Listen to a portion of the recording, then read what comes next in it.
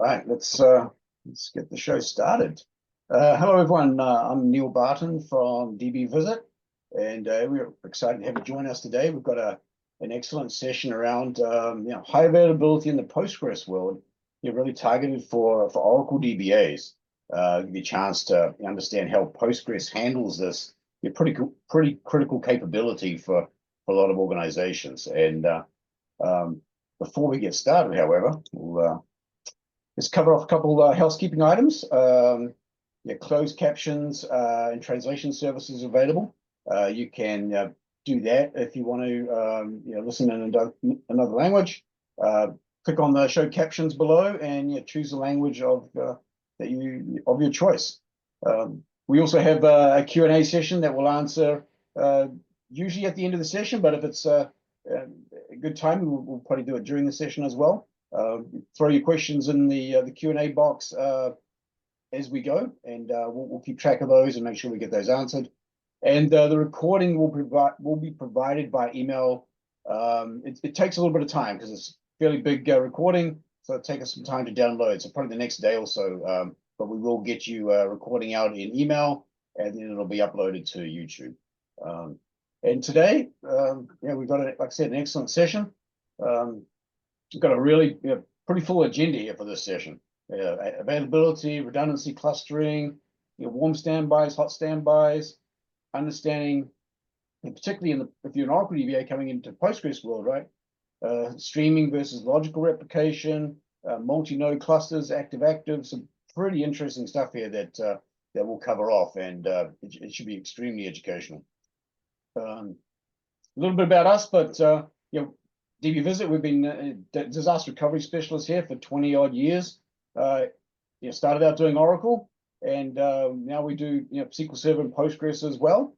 We've got 1,700 odd customers across the world, which is excellent. And really, the session's not about us. So let's skip on and talk to the man of the hour here. We've got Umar from Stormatics, who's going to walk us through, talk about the brave new world of Postgres and all the fun stuff and very interesting stuff here that they have under the covers.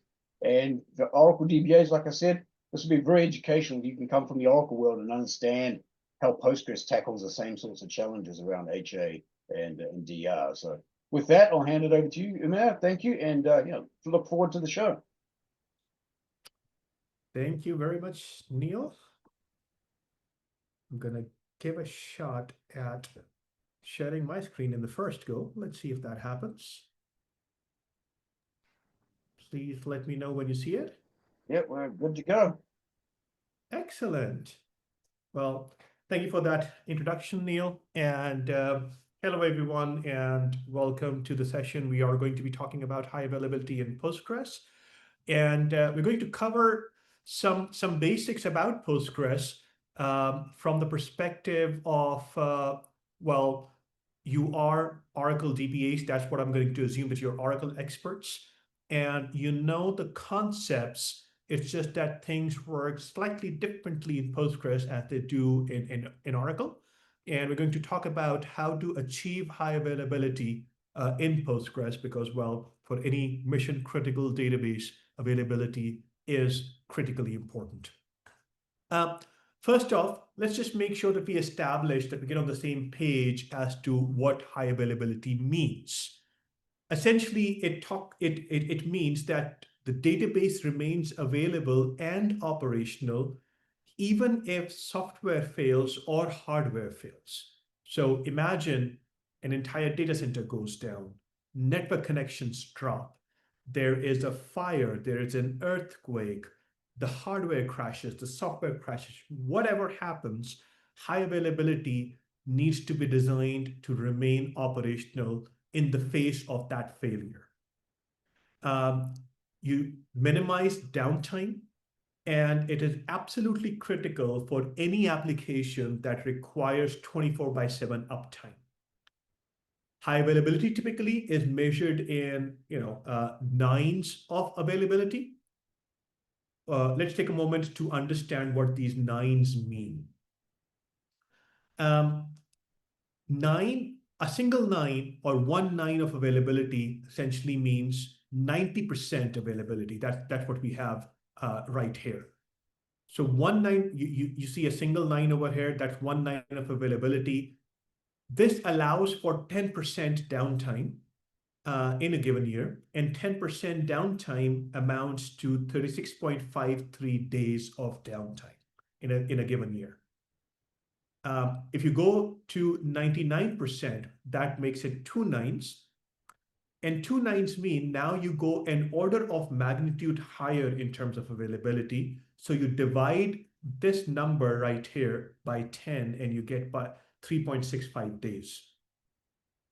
As you move forward to 99.9%, that's 3 nines of availability, and the downtime allowance goes down to 8.77 hours. 4 nines and 5 nines, again, an order of magnitude.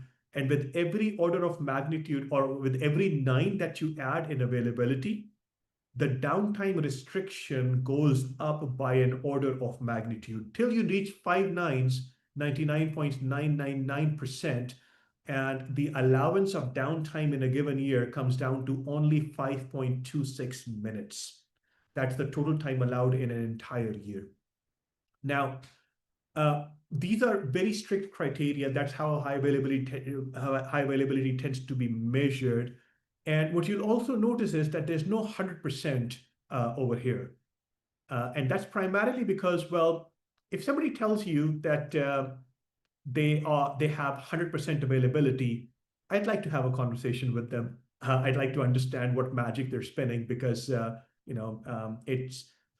is some chance of something happening in hardware, software, network, infrastructure, something that will make the database unavailable for maybe a few seconds. But achieving 100% is pretty much not possible in today's technology. One could argue that, hey, my database resides in the cloud and the cloud is always available, so that is 100%, right?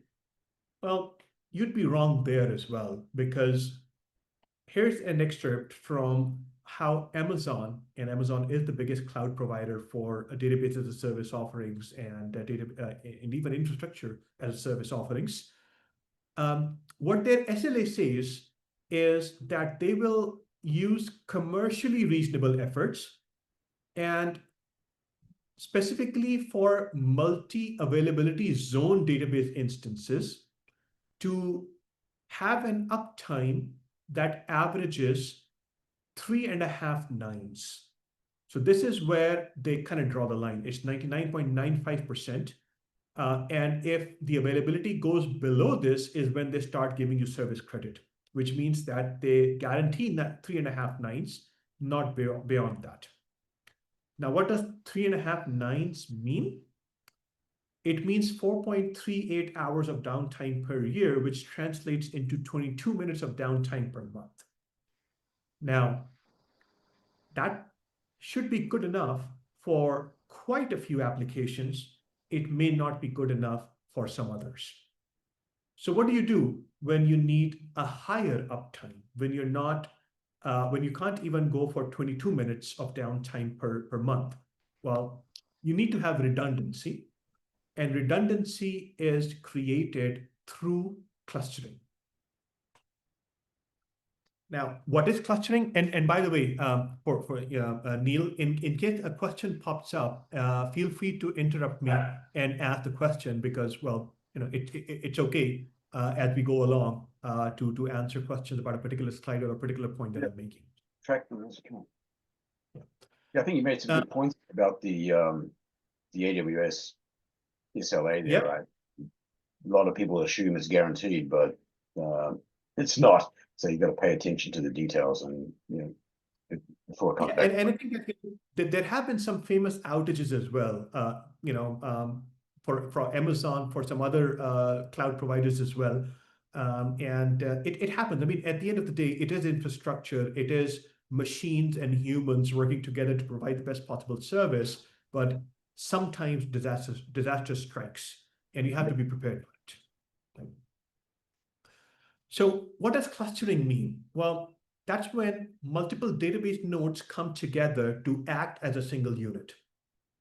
in this diagram right here, you see through 3 nodes that are coming together, and to the application right here, they act as a single unit. This dotted line that you see right here, this indicates that to the application, this entire unit is a single unit. And why that's needed? Well, it's redundancy. It's not just one server that you're relying on, it's multiple servers, and redundancy improves the availability and reduces chances of downtime. Now, multiple databases servers are at work, and they work together to supply the application with a cluster. The application writes to and reads from the primary, and data is replicated to both the standbys over here, standby 1 and standby 2. So eventually data becomes available in 3 nodes. Let me just clear out these drawings and move forward. Behind the scenes, the way this clustering works is through physical streaming replication in Postgres. And if you go into the details of how that works in Postgres, we have a concept of WAL, W-A-L, which stands for write ahead logs. The WAL is essentially a physical file that is stored on disk. Every transaction that the database does is stored as a WAL record, which is then flushed to disk in order to persist that data. Every single transaction is written in some shape or form in these write-ahead logs, and the replication also leverages these WAL records. In this diagram right here, this node is the primary, and it acts as the publisher of WAL records. These 2 nodes at the bottom right here, they are the standbys, and they act as the subscribers to this publisher. This publisher publishes the WAL records, and there is a module in here that is called WAL sender. It sends these WAL records to all of the subscribers in this cluster. In this case, we've got 2 subscribers. So this WAL sender right here is sending the WAL records to WAL receiver 1 and WAL receiver 2. As these receivers receive the records, they write them as physical files in WAL records on standby 1 and standby 2, thereby enabling these 2 nodes to have the exact same data that the primary had over here. So this is, the details or the internals of how the cluster works behind the scenes and how the physical streaming replication works in Postgres. If we move forward, few definitions. I imagine that most of our audience today are already aware of these terms, but we're going to do a quick recap anyways. In terms of high availability and disaster recovery, 2 key concepts or 2 key requirements are absolutely critical to monitor and to comply with. They're RTO and RPO, or recovery time objective and recovery point objective. RTO, recovery time objective, refers to how much time is allowed to be able to recover from an outage, which is the maximum downtime that is allowed for the database. Recovery point objective refers to the acceptable loss of data. How much data is allowed to be lost in case of a disaster, in case of an outage. Now, typically, when we talk about these concepts with a customer, we're always told that we want RTO and RPO to be 0. Well, to achieve 0 RTO and RPO, the infrastructure that is required becomes very complex, sophisticated, and very expensive. Now, some organizations are okay with that, but there's a balancing act here required to balance the RTO and RPO objectives with the cost and the sophistication and complexity associated with the architecture. And with that right balance, we can determine what the metrics of RTO and RPO need to be. Next is failover.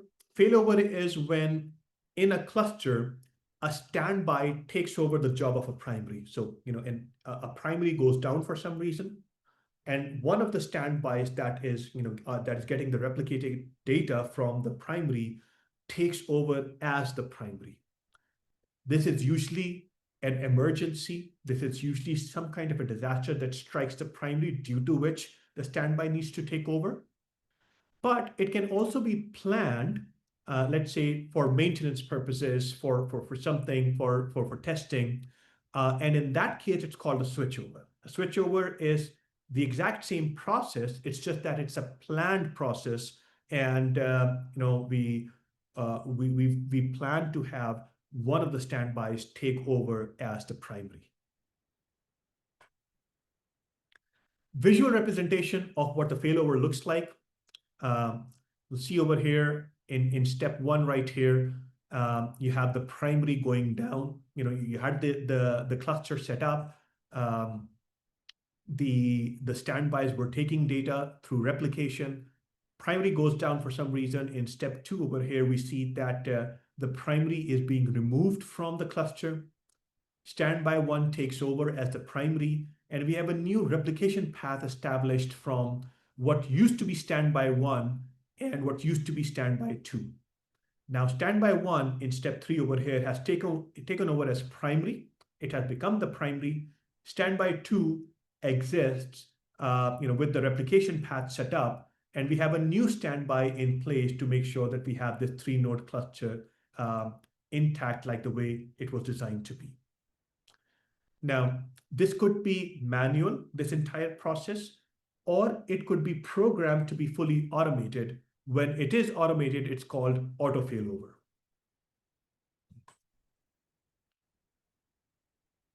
A few other concepts: standby, warm standby versus hot standby. When you set up these clusters, the standby is ready to take over as the primary if the primary goes down for some reason. This is called disaster recovery. But in case of a warm standby, the standby node cannot accept connections or process any queries. A hot standby differs in the way that it can allow connections and it can serve read-only queries. It is still ready to be promoted to a primary in case of a failure. And a hot standby is used not only for high availability and disaster recovery, but also for load balancing. How so for load balancing? Because if it can accept connections and it can serve read-only queries, then you can have writes taking place in the primary and reads taking place from the standby. And hence the load gets distributed between the 2 nodes. Visually speaking, this is how it's going to look like. So we have that same 3-node cluster that we had previously. But in this case, now the application is only writing to the primary. There's no read arrow over here. The reading is being done here from standby 1. That's a read replica. And let's say if there's a reporting platform or a business intelligence platform, it can be set up to read from the second standby, a read replica. This essentially now balances the load. There are 3 requirements. Number 1, the application needs to write data. Number 2, the application needs to read data. Number 3, we have a BI module that also needs to read data in order to create reports. And these 3 requirements now have been split up across 3 different nodes rather than having all of this, all of the load on a single platform or a single node. It's a good way to maximize your hardware there. It's nice. I'm sorry? It's a good way to maximize your hardware there. Sure. It is. It is. Now, one of the questions that I got in the session that we ran earlier, for the Eastern time zones was, well, why even have a warm standby? Why not all standbys be hot? Well, the reason is that there are a couple of reasons. One, we have worked with customers who want their hot standbys to be at the same location as their primary, and they want a warm standby at a different location that is far away from the disaster that might strike the primary location, and be ready for disaster recovery in case it ever comes to it. So they kind of do a mix and match of warm and hot standbys like that. But also there is a performance implication over here. You see, now when you look at these arrows right here, this standby needs to read these wall files and create wall records out of them to commit at this node. It also needs to serve these queries from the application. So there is a read load, and there's also a load to write from the write-ahead logs that are being served to it. Now, in case of very high loads, let's say we have a very strong reporting requirement where lots of reports are being run in the BI module, but also a lot of write is happening by the application, which means that a lot of data is flowing through to the standby. With the resources that are available to this standby, we might get to a contention point where it can do either the writing from the primary or the reporting or the reading that the reporting module needs to have. It won't be able to serve both. And at that time, there are configurations that you can set within Postgres to decide what to give more priority. If you give more priority to reporting, it means that this write right here will lag behind, and the standby 2 will start lagging behind the primary node, which is called replication lag. If you give higher priority to addressing the write-ahead logs and the wall records, then there's a possibility that reporting starts to lag, and the reports that you're trying to run, they start to slow down. So there's a balancing act over here, and that is why hot standbys are not always a good idea. A mix and match between warm and hot might be better, because you definitely do not want your standbys to lag too far behind your primary, because that will increase your RPO. Now let's talk about another aspect of replication, which is physical versus logical. So far, we have talked about physical replication, which is also called streaming replication in Postgres. What it does is it is essentially a binary replication of the entire database. It's all or nothing. At the file system level, the entire database is streamed to the standby and then replayed on the standby. The replica is absolutely identical to the primary.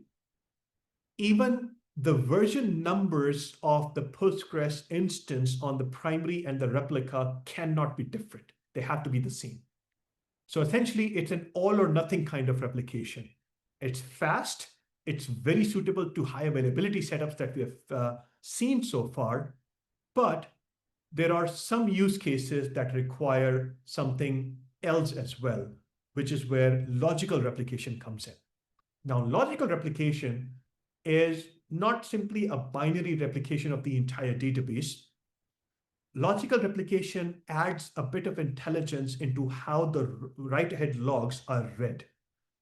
It does a logical decoding of these logs and applies those changes and applies those decoded changes to the subscriber, which now means that because now it becomes logical, it's not binary, you can program it to be selective in nature. And by selective, I mean you can do selective schema replication, selective table replication, selective rows and column replication. You can replicate between different versions of Postgres. So you could have a publisher running on Postgres 13 and a subscriber running Postgres 16 and still be able to replicate between them. And here's the key thing. We have established that in a 3-node cluster with physical replication, you can load balance and you can have a read replica. But even with a hot standby, you cannot write to a standby. The writing has to be done on the primary only. With logical replication, however, you can not only read from the replica, you can also write data directly to the replica if you want to. So the subscriber is available for writing other data that is, besides the primary. Another differentiation, this is related to synchronous versus asynchronous replication, concept that I'm sure is very similar to Oracle. In synchronous replication, data is transferred immediately to the replica, and the primary does not commit the data till it gets confirmation from the replica that the data has been transferred, the data has been transmitted. What it does is it ensures consistency, absolute consistency across all nodes of a cluster, but it comes at the cost of performance because every piece of data needs to go to the entire cluster before it gets committed. Any latency in the cluster will cause delays. And because it needs to be committed across different nodes and communicated across different nodes, that takes its own time as well. So it creates a performance overhead while ensuring that data remains consistent across all nodes. Asynchronous replication, on the other hand, does not guarantee for the data to be transferred immediately. The primary will receive the data and commit it locally, send it across to the subscriber, and it will confirm back to the application that the data has been committed without waiting for a confirmation from the subscribers. That's asynchronous replication. Now, what this does is that it makes the process very, very fast. The application does not need to wait for the data to be replicated across the entire cluster before it moves on to the next transaction. But the flip side to that is that for a fraction of a second or for a very small time, when the data is transmitted from the primary to the standby, data will be inconsistent in the cluster. So in that particular instance of time, if you query the primary as well as the standby, the results that you're going to get can be different because the data is different across the nodes. This is till the entire cluster becomes consistent after the replication is complete. This is used where performance matters more than accuracy of the data. Synchronous replication is used where accuracy of the data matters more than performance. Moving on. Now, this is a topic that is always tricky to handle, primarily because in the Oracle world, people are very used to multi-master or the concept of multi-master using rack. And what rack does is it has a shared everything architecture where you have a single storage unit and you've got multiple nodes that can be spread across and that the application can write to. So you've got a tightly coupled lock manager that is global in nature because at that single storage or that shared storage level, it can lock the transactions to ensure that there is no conflict amongst nodes that are trying to write that data. That shared everything architecture does not exist in the Postgres world.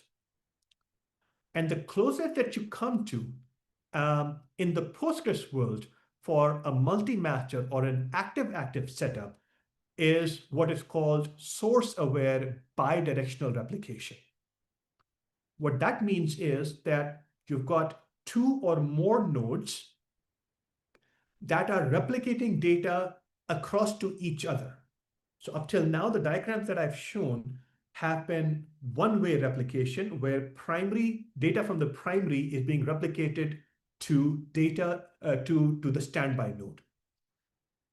In bidirectional replication, however, node number one replicates data to node number two, and node number two replicates data to node number one. Now, they don't have anything shared. There is no architecture. There is no shared storage.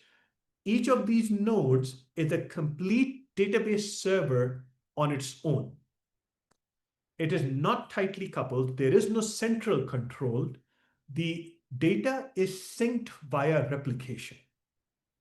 And because it is loosely coupled and there is no central control, the database is unable to resolve conflicts in data without special extensions that are designed for that conflict handling.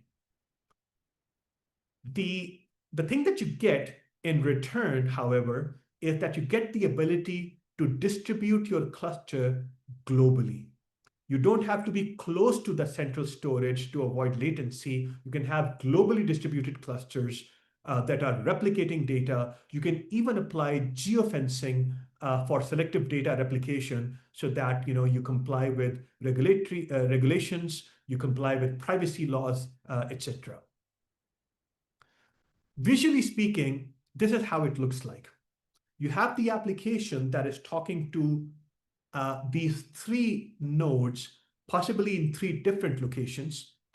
Each of these nodes is replicating data to every other node, and it's bidirectional. So active one replicates to active two replicates back to active one.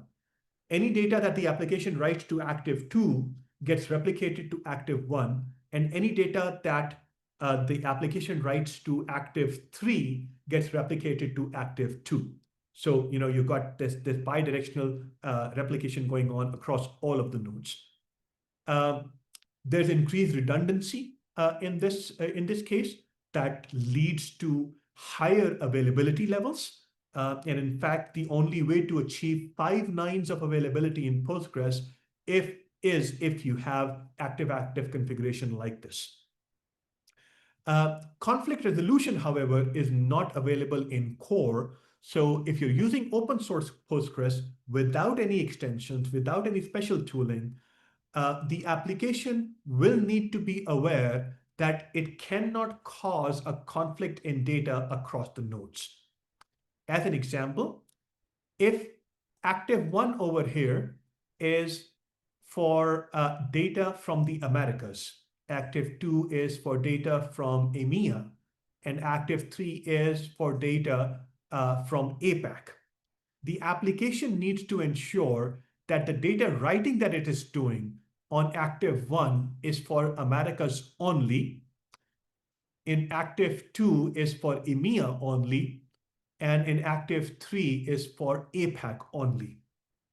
Because if it starts writing to active two APAC data, there's a possibility that it ends up conflicting with active three. So conflict resolution or conflict awareness happens at the application level. With some specialized tooling, however, you can have conflict resolution, and hence, the application doesn't need to be aware of this. And you can implement conflict resolution in different ways, like last update wins, commit at most once, and you can also use conflict-free replication data types that are specialized data types to resolve these kind of scenarios.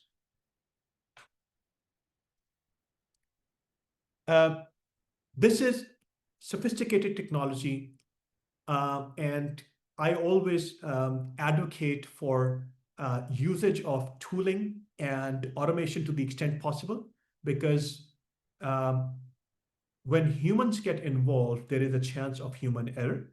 and we want to try in a very mission critical database cluster, we want to try and eliminate the possibility of human error to the extent possible. So there are tooling available in order to set up replication and high availability and manage it. The first in the list is Standby MP here from DBVisit. It is a very nice, simple to use click and point and click kind of interface that helps you set up a cluster. It provides you with a GUI that works with Oracle as well as Postgres. And it simplifies the setting up of this entire primary standby cluster arrangement. If you want to go one step further with auto-failover management with consensus implementation, you can go with Petroni. This is an automatic failover solution that is very popular in the Postgres community. It integrates with etcd for leader selection and essentially implements a distributed consensus mechanism. And that is why in the diagram that you saw, most of the clusters that I showed you, there were 3 nodes. You always need to have an odd number of nodes in the cluster so that when it comes to consensus, there's one clear winner with the odd number of votes, total votes coming in. That's what Petroni does. It implements a distributed consensus mechanism, and it does leader selection and implements auto-failover. Going one step further in complexity, we've got pgpool 2. It acts as a middleware for high availability, but it not only implements high availability that Petroni does, including automatic failover and consensus and everything, it also enables connection pooling and load balancing. So it's a very comprehensive tool that can implement a very comprehensive set of comprehensive clustering for you. And pgCirrus is a tool that Stormatics has developed, and we distribute it in order to make it easy to set up pgpool for complex database clusters with Postgres. Trying to come up with some kind of a mapping of what you're used to in Oracle to what it is called or what tooling is available in Postgres. Excuse me. Data Guard is roughly what Postgres streaming replication is. Active Data Guard is roughly what Postgres hot standby is. So you get a read replica along with that cluster. Data Guard Broker is roughly what Petroni implements with auto-failover. Oracle RAC, we don't have a direct equivalent in Postgres, like I mentioned in one of the previous slides, but you can use logical replication to implement a functionality that is close to Oracle RAC in an active-active configuration. It's just that we won't have a shared storage.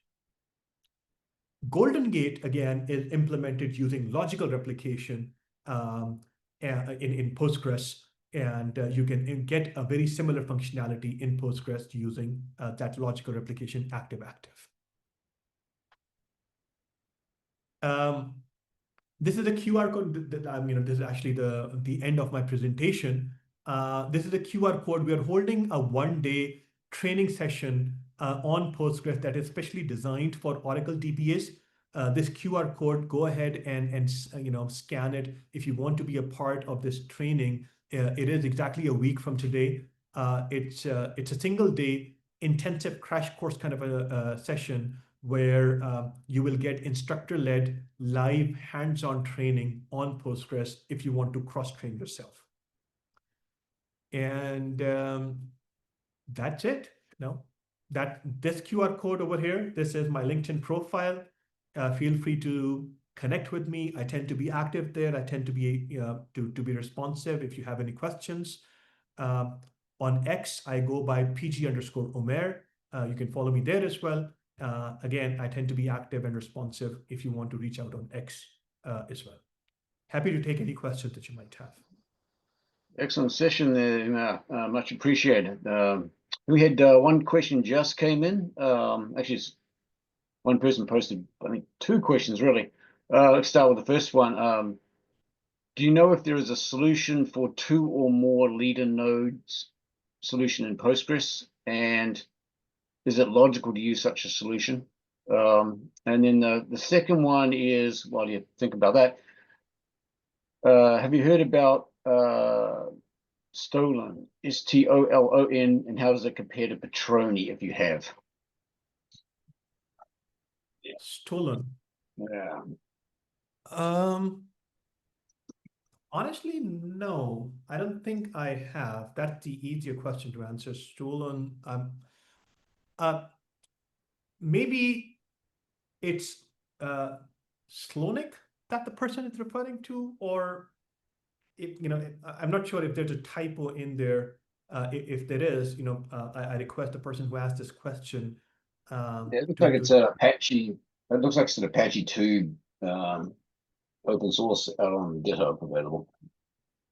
Okay. Yeah, it's not something we've run across before in any of our sessions or conversations with customers now. Okay. Yeah, I'll look it up. Honestly, I haven't heard about it. I definitely haven't used it. Else I would be able to compare it with Petroni, but I can look it up. Yeah, cool. Yeah, another question. What happens if in your 3-node Petroni cluster, 2 nodes go down? Okay, so maybe Neil, what I'll do is, there was the first part of the question for the previous person. Let's tackle that first. I think that Sure. this was about a solution for 2 or more leaders, and if that is recommended.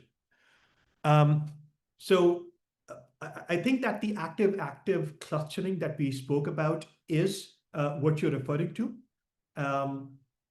When we say leaders, that's what I assume that you're referring to. So yes, we do have a solution for that. And yes, it is recommended, but in very specific situations. Because the moment you add, the moment you get to a cluster that has multiple leaders, that has multiple active nodes that are actively taking writes, the complexity increases manyfold, and there's lots of ifs and buts involved, especially in the realm of conflict resolution between the write nodes. So there are specific situations that we have come across where absolutely a multi-leader or a multi-active solution is required and it can be implemented, but the complexity becomes so high that we try and get to the bottom of what our customer is trying to achieve and then advise them accordingly. Most of the time, what, in our experience, what the customers are trying to do is implement high availability, and there are other solutions to implement high availability. You don't have to have multiple actives in order to do that. So yeah, I hope that answers the question. Excellent, thanks. Yeah, going back to that, the other one I interrupted you on earlier. Sorry. Yeah, what happens if your 3-node Petroni cluster loses 2 nodes? So it depends on which of the 2 nodes are lost.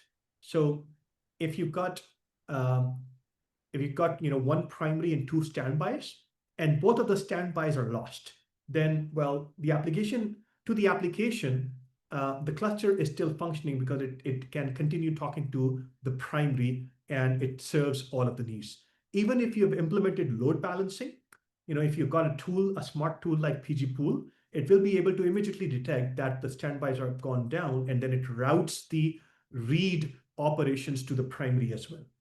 So that's one scenario. But in case a primary and a standby goes down with only one standby remaining, that standby will take over as the primary and start servicing the requests from the application. So, these are, I guess, the 2 scenarios where, the 2 nodes going down and what will happen when something like that takes place. Excellent. Last question for you, and I think we'll wrap it up. Does it make sense to combine standby DB visits, our standby MP, Postgres for easy switchover failover, and pgpool2 for load balancing? So, well, technically, it is possible, but does it make sense to do that? Well, I'd question what you're trying to achieve, because if what you're trying to achieve is high availability with connection pooling and load balancing, well, you're getting all of that with one tool. Why get into the complexity and for these all of these different tools? Because the more tooling you have, the more skills you require within your organization to handle those tools, and you also have that same number of points of failures. You also have, to make sure that you patch those additional number of tools, that you take care of the CVEs and everything. So I would question why you want all of those tools in one place. If it is just because, if the answer is, well, just because, then I'd say technically, yes, it is possible, but I would probably not recommend doing that. More moving parts, not necessarily good things. I think that's the end of the questions. Again, thanks, Amir. Extremely enlightening show, and thanks everyone for attending. And we'll get the email out with the link to the video, but it probably won't be till tomorrow, just given the size, the time it takes to process and convert and upload to YouTube. But it will be coming. And with that, I'll say goodbye. Thanks, everyone. Have a good day. Thank you, everyone. Take care. Yeah, bye now.